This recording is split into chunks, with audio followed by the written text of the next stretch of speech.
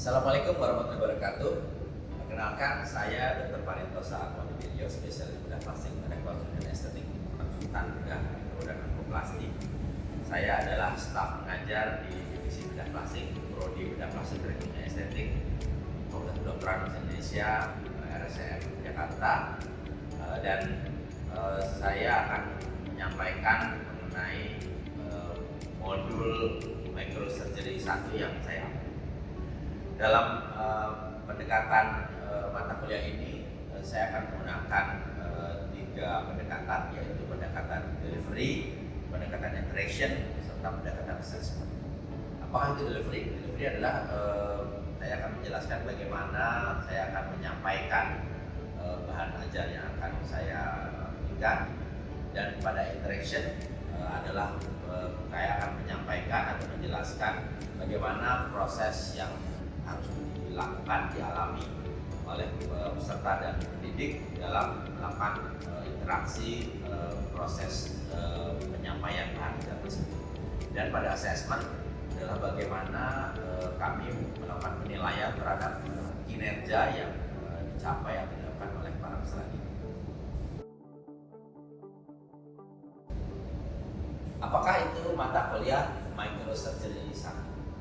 Modul Micro 1 atau Micro 1 ini merupakan bagian dari modul bedah plastik lanjut tahap 1 yang terintegrasi dengan beberapa modul di tingkatan yang sama, seperti modul berat 1, kemudian modul craniofacial 1, modul genitalia externa 1, modul head surgery 1, modul ortoplasty dan wound 1, dan modul paper bedah plastik yang pertama. Modul Micro 1 ini bertujuan agar peserta didik mampu mengenali, mendiagnosis, serta melakukan tata laksana kasus sederhana yang adekuat, termasuk di dalamnya penanganan perioperatif serta melakukan follow up setelah tindakan atau terapi yang diberikan di bidang bedah. Pada mata kuliah ini terdapat 5 hal utama yang akan dipelajari sesuai dengan tingkat kemampuan yang disarankan. Tentu saja sesuai dengan Collegium Bedah Plastik Rekonstruksi Estetik Indonesia. Mata kuliah ini diperuntukkan bagi mahasiswa prodi bedah plastik semester 5 dan 6 dengan bobot 4 SKS. Dan ini bagi peserta didik yang tentu saja sudah melewati dan atau lulus modul bedah umum dan keterampilan penelitian bedah plastik yang pertama.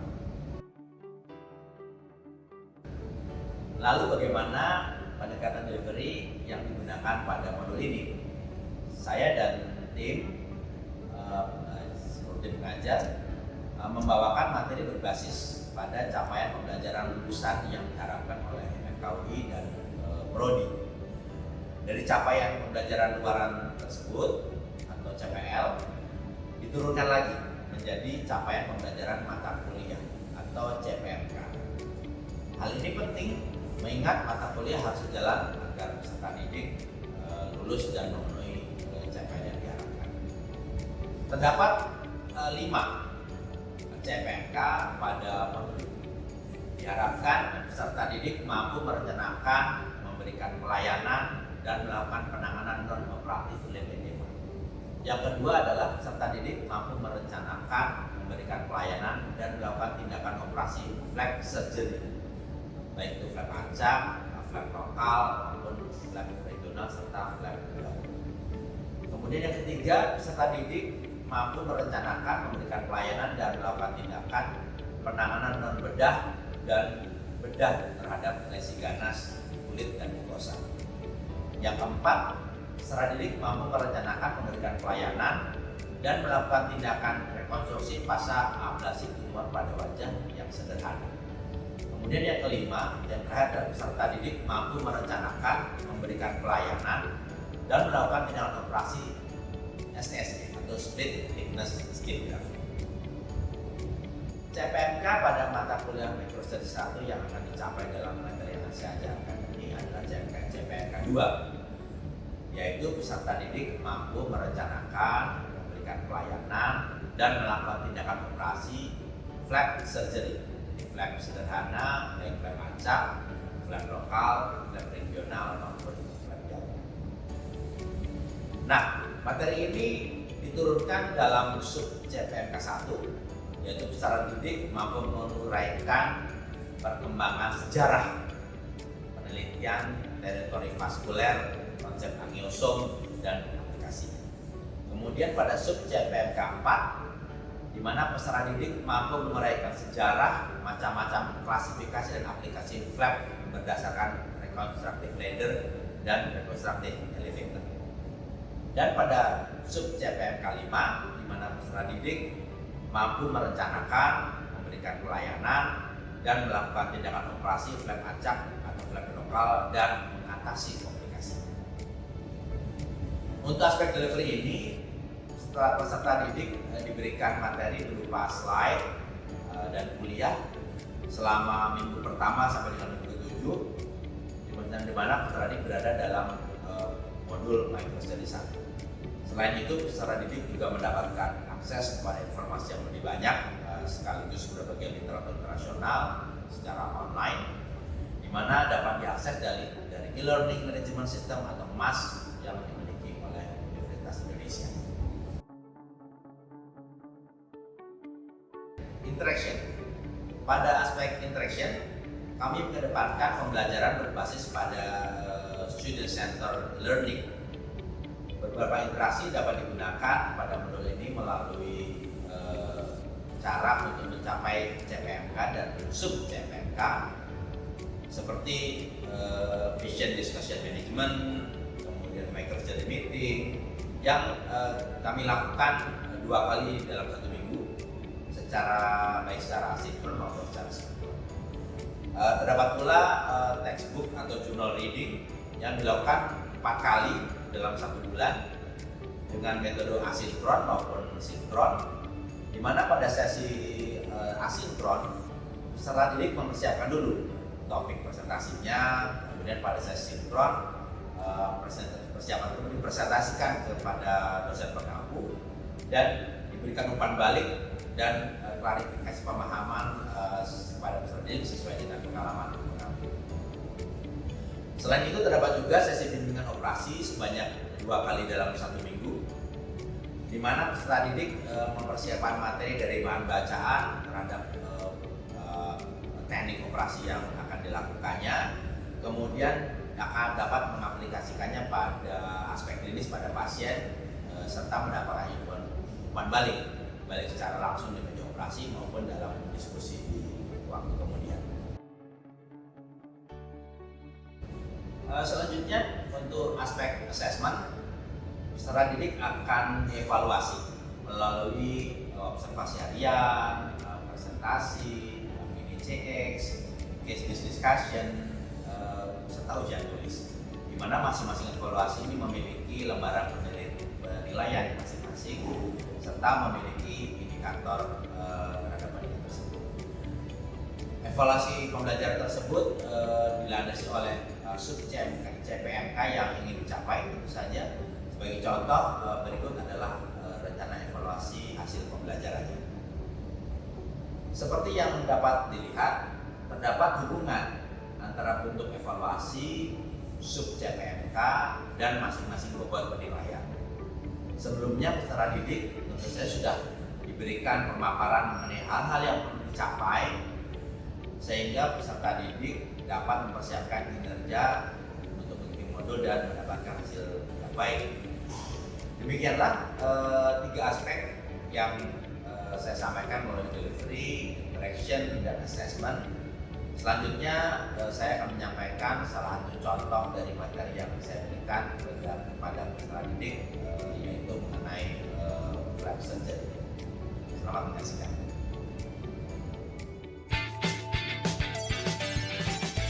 Halo, saya Dr. Parintosa, spesialis bedah plastik rekonstruksi estetik dari Divisi Bedah Plastik Departemen Bedah Fakultas Kedokteran Indonesia RSCM.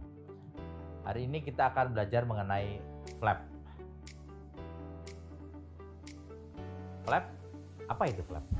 Flap berasal kata dari flappe, dari bahasa Belanda yang artinya berkibar, seperti bendera.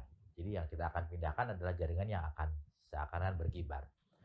Nah, flap sendiri Di arti yang lain adalah segmen tubuh yang membawa serta pembuluh darah aslinya untuk menghidupi jaringan yang dipindahkan tersebut. Untuk tentu saja untuk merekonstruksi defek. Kemudian jadi yang paling penting adalah jaringan yang dipindahkan harus mempertahankan suplai darahnya sendiri. Jadi itu kuncinya yang membedakan dengan skin graft pada modul yang lainnya.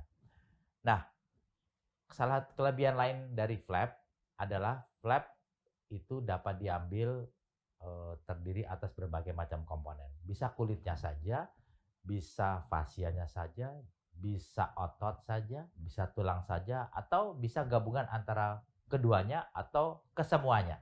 Jadi berbagai macam jaringan bisa diambil dalam satu flap. Yang penting adalah harus ada vaskularisasi yang dipertahankan dan tetap menghidupi jaringan tersebut. Kita kembali lagi pada reconstructive ladder sebagai dasar penutupan luka, mulai dari yang paling sederhana, secondary retention atau penyembuhan persekunder, penjahitan, skin graft yang juga dibawakan dalam modul lainnya. Kemudian masuk pada flap, mulai dari local flap sampai dengan flap yang lebih tinggi atau free tissue transfer. Kita pilih dari yang paling sederhana. Tetapi kalau kita sudah masuk pada modul flap atau kita sudah memiliki kompetensi dalam bidang flap, maka kita kenal ada namanya reconstructive elevator.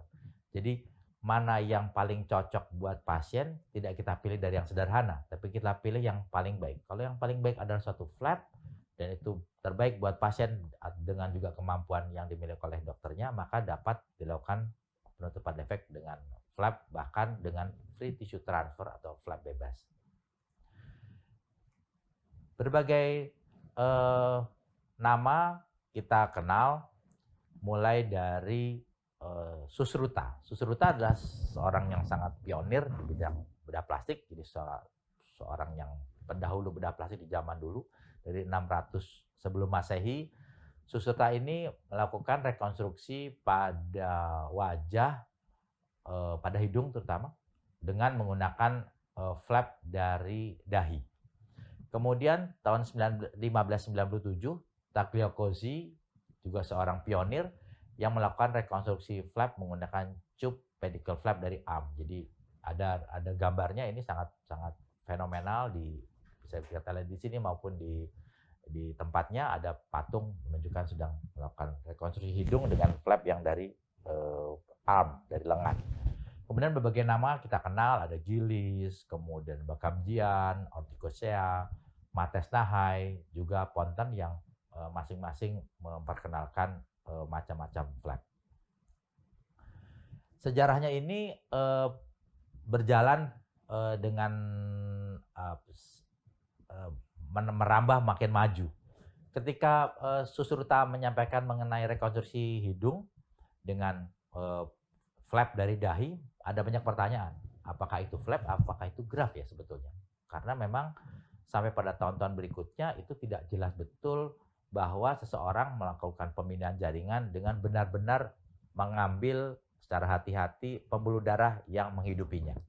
Sampai pada tahun-tahun berikutnya makin maju sehingga dikenalah yang namanya adanya random flap, kemudian pedicle flap dan sebagainya, sehingga sampai pada area perforator di mana betul-betul seorang dokter melakukan skeletonisasi, menyiapkan pembuluh darahnya yang pasti menghidupi flap tersebut sehingga keberhasilannya akan makin baik. Nah, kalau kita belajar mengenai aliran darah dan area flap atau area kulit tersebut, kita kenal namanya angiosome teori. Berbagai nama, terutama yang kita paling kenal adalah Ian Taylor, itu mengenalkan namanya angiosome concept. Jadi semua area di badan kita itu dihidupi oleh suatu perforator atau suatu jaringan pembuluh darah yang menghidupi area tersebut. Ada lebih dari 400 perforator. Jadi bagian tubuh kita bisa dibagi atas lebih dari 400 area, di mana tiap area memiliki pembuluh darah sendiri-sendiri. Dan itulah yang menjadi dasar bahwa area tersebut dapat diambil sebagai suatu flap dengan aliran darah yang adekuat. Apa kegunaan dari flap? Tentu saja kita mesti bedakan antara flap dan graft. Jadi graft itu sangat tipis, flap ini cukup tebal, dia akan vaskularisasi karena vaskularnya itu dibawa bersama dengan flap itu sendiri. Oleh karena itu, flap dapat menutup bed yang memiliki vaskularisasi yang buruk. Jadi kalau bednya atau dasar luka adalah tulang yang terbuka kering, kemudian ada tendon yang expose, maka flap tersebut dapat ditransferkan ke tempat tersebut dengan aman. Malah dia membawa aliran darah yang baik sehingga tetap bisa hidup di daerah tersebut. Kemudian flap itu juga karena memiliki ketebalan yang tebal, dia dapat merekonstruksi seluruh ketebalan jaringan tersebut. Misalnya kelopak mata, bibir yang memiliki ketebalan, hidung karena memiliki kontur, kemudian cheek atau pipi. Kemudian juga dapat menutupi jaringan yang penting. Misalnya di bawahnya ada jantung yang terbuka, di bawahnya ada pembuluh darah yang nampak. Jadi kalau pembuluh darah ditutup dengan suatu jaringan tipis, nanti kesenggol saja tertusuk akan mudah berdarah. Tapi dengan flap yang tebal, maka dia akan terus dengan baik.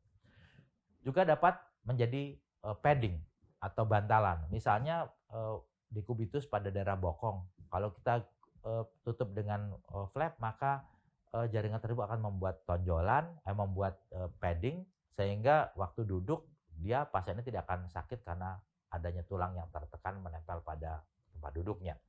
Kemudian seringkali kita harus melakukan flap kalau kita ingin melakukan operasi pada area tersebut di kemudian hari. Misalnya contohnya kita ingin melakukan repair tendon, ada tendon yang putus, maka darah yang terbuka kita tutup dengan flap. Maka flap tersebut dengan mudah dibuka sehingga dapat dilakukan repair. Atau misalnya pada tulang panjang misalnya yang terbuka kulitnya, kemudian kita tutup dengan suatu flap, maka di kemudian hari dapat dibuka flapnya dengan baik dan di repair tulang di bawahnya dan flapnya ditutupkan kembali dengan keberhasilan yang tetap baik. Kemudian juga flap ini karena dia dialiri oleh aliran darah yang baik, terutama flap-flap otot, dia dapat mengontrol infeksi. Jadi memberikan vaskular yang baik ke daerah tersebut, antibiotika yang diberikan secara oral atau parenteral akan dapat masuk ke aliran darah dan sampai pada jaringan otot yang kita pindahkan sehingga bisa melawan infeksi atau kuman yang ada di tempat yang kita inginkan. Kalau kita bicara mengenai flap, maka kita bicara mengenai 6C sebagai klasifikasi flap. Yang pertama ada circulation atau sirkulasi, jadi kita mesti kenal sumber perdarahannya apa, bagaimana, kemudian komposisinya apa, yang kedua adalah composition, kemudian yang ketiga contiguity, ini adalah flapnya itu dipindahkannya kemana tuh, apakah lokal daerah tersebut, regional atau distant, kemudian bagaimana construction-nya atau flow-nya, alirannya berasal dari mana, dari single pedicle, bipedicle, aliran darah langsung, retrograde dan sebagainya.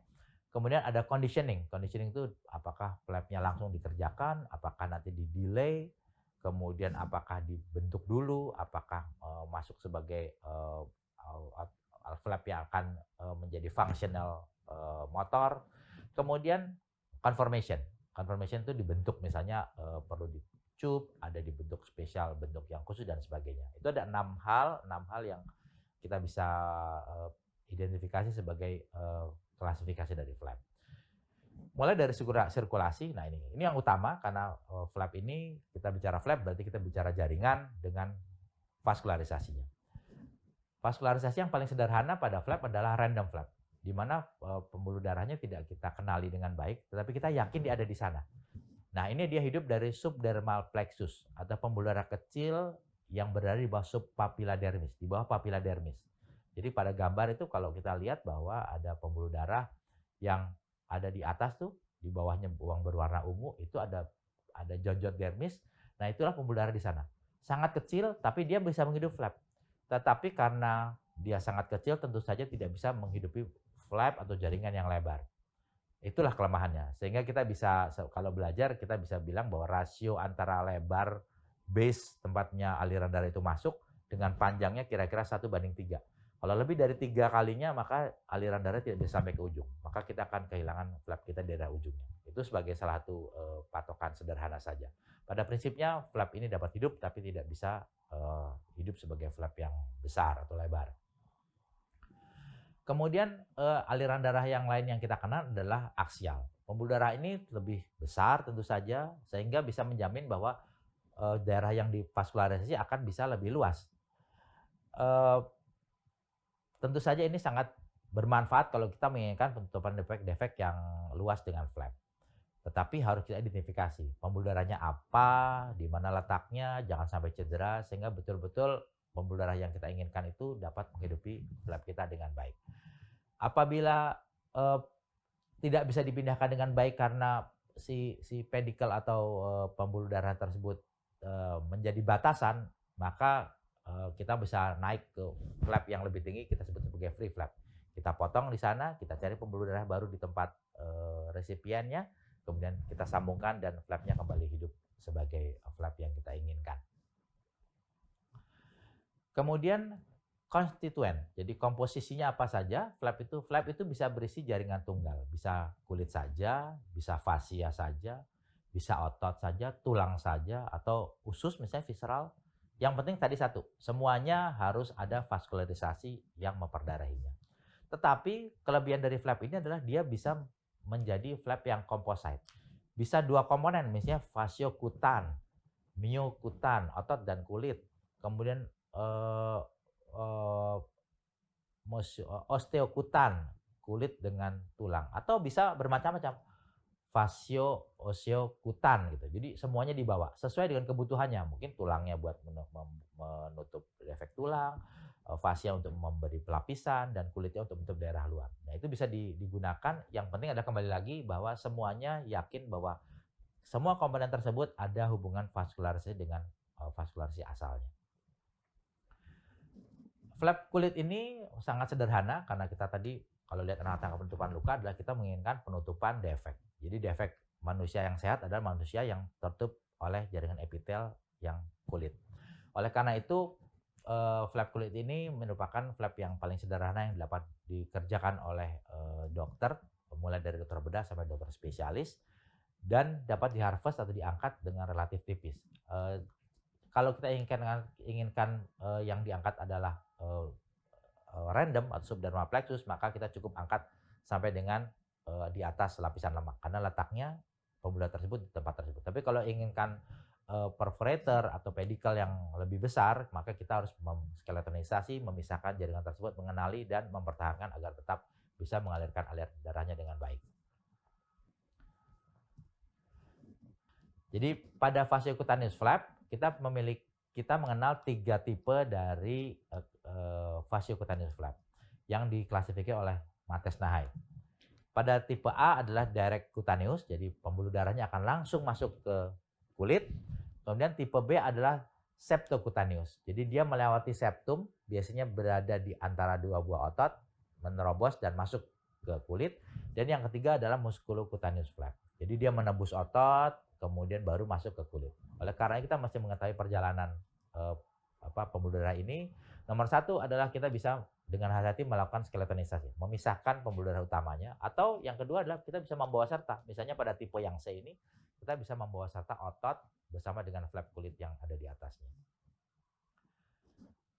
Klasifikasi dari Colomac dan Lamberti juga menyampaikan beberapa hal, ada berbagai tipe. Tipe A adalah flap yang dihidupi oleh pembuluh darah yang beberapa pembuluh darah.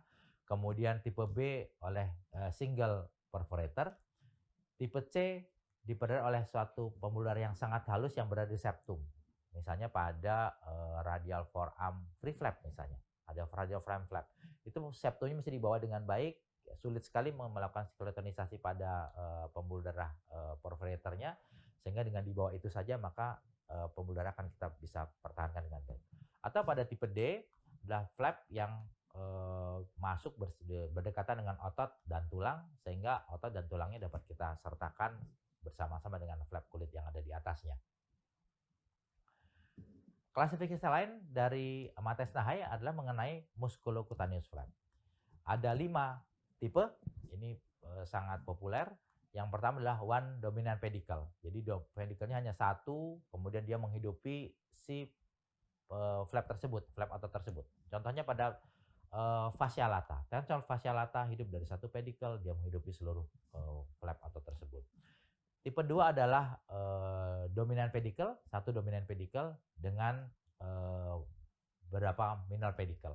Contohnya pada otot gracilis itu memiliki satu dominant pedicle dan beberapa minor pedicle. Kemudian pada otot gluteus maximus kita kenal sebagai otot flap otot yang memiliki dua dominant pedicle sebagai klasifikasi tipe 3. Kemudian pada tipe 4 pada otot sartorius memiliki tipe 4 jadi segmental pedicle. Jadi ada beberapa segmen pedicle. Ya, kalau kita yang ambil pembuluh darahnya kita mesti ambil sebagian besar. Misalnya 3 dari 5 harus kita ambil agar flapnya bisa hidup sampai dengan sangat lebar. Kemudian klasifikasi yang lain ada klasifikasi tipe nomor 5 adalah satu dominant pedicle dengan beberapa secondary segmental pedicle. Contohnya pada latissimus dorsi. Sekarang kita masuk pada movement atau contiguity. Kita kenal yang paling sederhana adalah local flap. Local flap itu adalah flap yang dipindahkan persis ke sebelahnya. Artinya apa? Bahwa defeknya dengan flapnya masih menempel bersama-sama, bersisian. Dipindahkan dengan berbagai cara, dengan cara pivot, dengan rotasi, transposisi maupun dengan advancement. Pada prinsipnya flap ini harus berada bersebelahan dengan defeknya. Kemudian area yang lain adalah area regional atau disebut sebagai regional flap. Jadi flap itu dipindahkan dari satu regio. Misalnya contoh kalau kita memiliki flap dari hidung, defek di hidung, kita akan mengambil flap dari forehead. Satu wajah, ambil dari kepala, kita turunkan ke hidung, masih dalam satu regio. Itu namanya regional flap. Kemudian yang lain adalah distant flap. Distant flap, kalau kita inginkan suatu flap menutup hidung, kita ambil di tempat lain. Misalnya seperti tadi, disampaikan oleh Tagliacozzi. Ambil dari arm, tempelkan jauh. Itu merupakan suatu distant flap. Kadangkala, kalau kita ingin mengambil suatu flap yang besar, itu flap tersebut melewati area angiosom. Tadi angiosom sudah kita bahas di belakang, sehingga tidak mendapatkan aliran darah yang seharusnya. Tetapi dengan kemajuan teknologi, keilmuan, dan pengertian mengenai pembuluh darah yang ada, kita kenal bahwa ternyata angiosom tersebut memiliki hubungan satu dengan yang lainnya. Nah, angiosom hubungan itu kita sebut sebagai choke vessel. Jadi pembuluh darahnya ada tapi masih tercekik, masih kecil-kecil. Karena apa? Karena masing-masing dihidupi oleh angiosomnya. Tetapi kalau kita beruntung ada hubungan tersebut yang sudah terbuka. Kita sebut sebagai true anastomosis. Jadi choke vessel sudah terbuka.